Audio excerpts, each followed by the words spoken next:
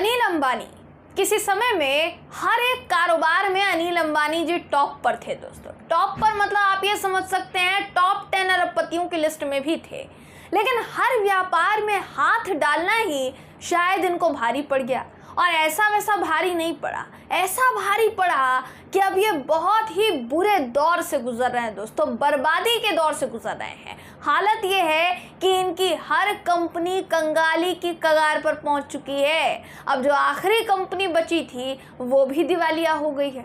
अब ऐसा नहीं है दोस्तों कि अनिल अंबानी की इस बर्बादी को लेकर किसी नेता ने, विपक्ष के नेता ने खासकर सत्ताधीन पार्टी को आगाह नहीं किया था। ऐसा नहीं है, क्योंकि आगाह तो किया गया था, लेकिन फिर भी भारतीय जनता पार्टी शासित केंद्र की मोदी सरकार ने अनिल अंबानी के साथ सबसे बड़ा रक्षा समझौता किया, राफेल का समझौता। अनिल अंबानी को लेकर चेतावनी देने वाले नेता कौन थे दोस्तों? वो नेता थे राहुल गांधी। जी हाँ, राहुल गांधी, जिन्होंने संसद में बतौर सांसद रहते हुए ही कह दिया था कि अनिल अंबानी बर्बाद बिजनेसमैन है, फेल्ड बिजनेसमैन है। अब वो सब कुछ सच होता हुआ दिखाई दे रहा है। पूरा मामला क्या है, राहुल गांधी ने क्या कहा था, अभी जो खबर सामने आई है वो क्या है, इस वीडियो में मैं आपको बताऊंगी। नमस्कार दोस्तों, मेरा नाम है जयंती झा और आप देख रहे हैं दो बोल न्यूज।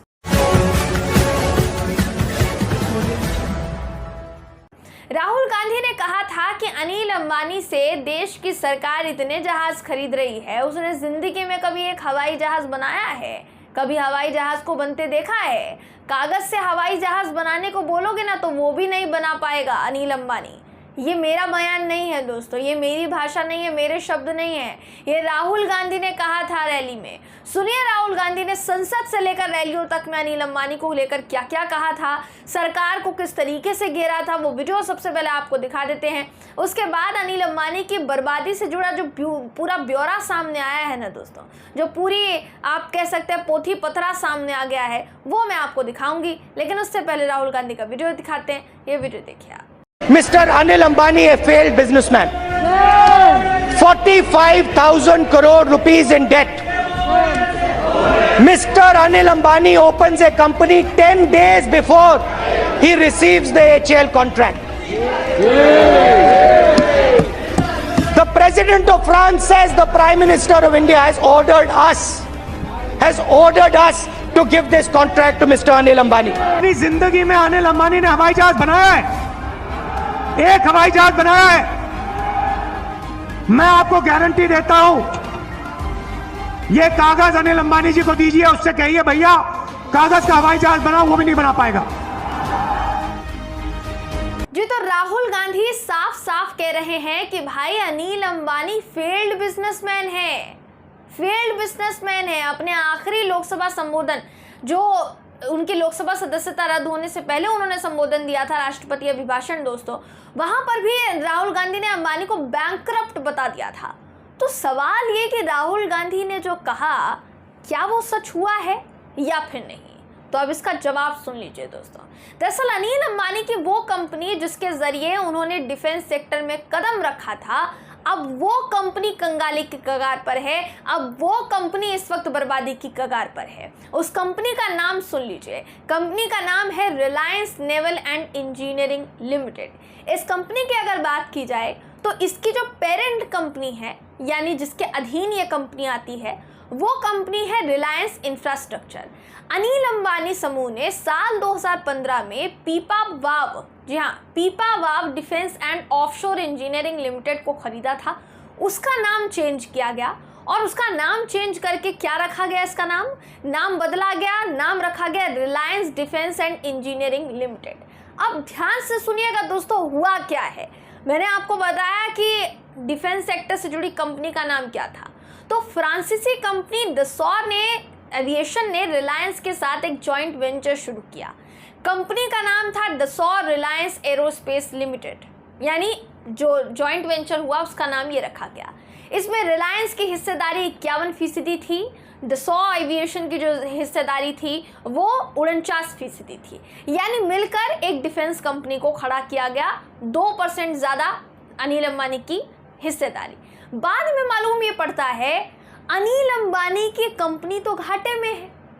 इसका हश्र ये हुआ है कि कंपनी दिवालिया होने के कगार पर पहुंच चुकी है। दोस्तों, कंपनी के पास पैसा नहीं है कर्ज चुकाने के लिए। हालांकि साल 2020 में चीन के बैंकों के कर्ज से जुड़े एक विवाद पर इंग्लैंड हाई कोर्ट में सुनवाई हुई थी। वो जो पूरा मामला था अनिल अंबानी से जुड़ा हुआ था। अनिल अंबानी जब गए वहां पर, अनिल अंबानी जब पेश हुए तो दिवालिया है वो और कर्ज चुकाने में वो असमर्थ हैं, ऐसा उनके वकील ने कोर्ट में बाकायदा बयान दिया था। अनिल अंबानी के वकील ने अपनी दलील में कहा था अनिल अंबानी की नेटवर्थ जीरो है, वो तो दिवालिया हो चुके हैं, वो कर्ज कैसे चुकाएंगे, इसीलिए बकाया नहीं चुका सकते हैं। परिवार के लोग भी उनकी मदद नहीं कर पाएंगे, इतना कर्जा चढ़ा हुआ है साहब पर।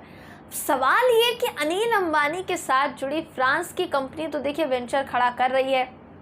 हो सकता है इस केस के बाद, क्योंकि अभी केस चल रहा है फ्रांस में, भ्रष्टाचार से जुड़ा केस चल रहा है, तो वो हो सकता है संभाल ले।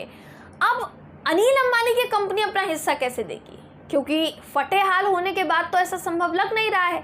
तो फिर सुई वहीं के वहीं आकर अटकती है कि राफेल सौदे का क्या होगा। खबर तो ये भी है दोस्तों कि फ्रांस की अदालत ने राफेल खरीद में हुए भ्रष्टाचार की जांच में भारत सरकार का सहयोग मांगा है। ये अपने आप में बहुत बड़ी खबर है और थोड़ी हास्यास्पद है। भारत सरकार से सहयोग मांगा है, उससे जुड़ी दवायर की खबर भी इस वक्त आपके स्क्रीन पर आपको हम दिखा रहे हैं, जहां साफ साफ लिखा हुआ है कि भारत सरकार को ऑफिशियल नोटिस के भेजकर इस पूरे मामले में सहयोग करने के लिए कहा गया है। जहां राफेल सौदे में हुए जितने भी भ्रष्टाचार है दोस्तों, उसको लेकर जो कुछ चल रहा है उस पर जवाब जो है मांगा गया है। ये तब हुआ है जब मोदी जी फ्रांस के लिए रवाना हो चुके हैं। फ्रांस के लिए वो गए हैं, फ्रांस घूमने के लिए गए हैं, क्योंकि उनका कहना है कि my friend Emmanuel Macron called me to the France, मतलब मेरे मित्र, परम मित्र इमैनुअल मैक्रो ने मुझे बुलाया है तो मैं वहाँ जा रहा हूँ। लेकिन वहीं मोदी जी को मणिपुर की याद नहीं आई, मणिपुर को वो भूल गए। चलिए ठीक है, अभी इस वक्त वो वहाँ गए हैं, देखते हैं दोस्तों वहाँ से क्या कुछ निकल कर सामने आता है, क्योंकि बहुत सारी चीज़ों पर यूरोपियन संसद में भी चर्चा होनी है। प्रधानमंत्री मोदी जी से निश्चित तौर पर उस पर भी सवाल पूछा जाएगा, जवाब मांगा जाएगा, लेकिन उसका जवाब क्या देते हैं मोदी जी तो देखने वाली बात होगी। फिलहाल अगर इस पूरे मामले की बात करेंगे दोस्तों, तो कांग्रेस लगातार यही कह रही है कि राहुल गांधी ने पहले ही कहा था कि अनिल अंबानी को इस तरीके से जो उसके साथ, उनकी कंपनी के साथ जो समझौता किया गया है, राफेल का समझौता, हमारे देश का सबसे बड़ा रक्षा समझौता जिस कंपनी के साथ किया गया है, वो कंपनी तो दिवालिया हो गई, तो अब पैसा कौन भरेगा और राफेल का क्या होगा। सुई वहीं की वहीं आकर इस वक्त दोस्तों अटक गई है। देखिए अभी इस वक्त की अगर बात करेंगे तो हर मुद्दा वैसे तो चर्चा में है, लेकिन ये मुद्दा ज़्यादा चर्चा में है। जाहिर है कि जिस बात को लेकर चर्चा में है वो उस पर पहले भी विवाद हो चुका है। संसद में कई बार इसको लेकर सवाल उठे, संसद में कई बार राहुल गांधी ने खुद सवाल खड़े किए, लेकिन आप कह सकते हैं कि हमेशा उनकी बातों को नज़रअंदाज किया गया, मजाक में टाल दिया गया। लेकिन उन्होंने जो जो कहा दोस्तों, वो हो रहा है या फिर नहीं, ये तो हमने आपके सामने रखा है। अब आप इस पर क्या सोचते हैं, आपकी राय क्या है, कमेंट करके ज़रूर बताइएगा। वीडियो अगर आपको पसंद आया हो तो वीडियो को लाइक कीजिए, शेयर कीजिए, चैनल को सब्सक्राइब करना बिल्कुल भी ना भूलें। फिर मुलाकात होगी आपसे अगली वीडियो में, तब तक के लिए नमस्कार।